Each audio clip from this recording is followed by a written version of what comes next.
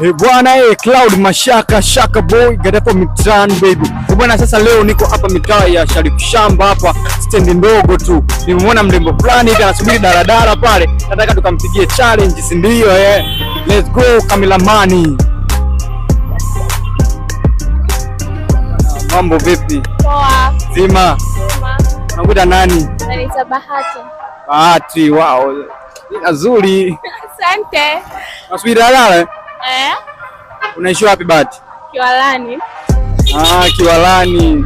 Vipi hivi huko Kiwalani sifa moja ya daladala za Kiwalani ni ipi kwanza?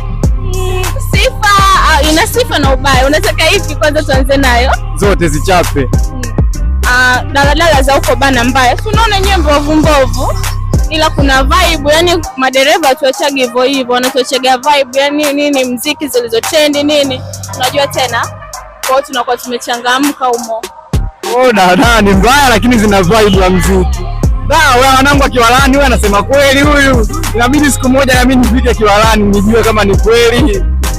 Basi nashukuru sana Sister Bahati. Valentine ndio imefika. Hebu toa neno moja kwa Valentine wako ambaye unataka umuishi.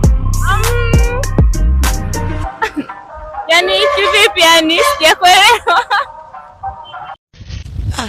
Niache nachanganyikiwa mjukuu wangu kweli. Akili zangu niko hopeless. Yule mtu ambaye kesho una mpango wa kutoka naye wa kumuishi Valentine, hebu mpe neno moja kwanza, sana kutazama. Sijui kesho kuna nini?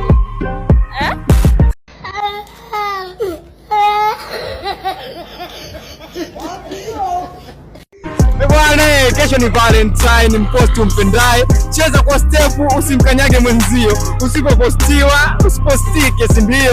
Usiku ukiwa mwema ulala tu, tunachoka kujielekeza. Tony Montana.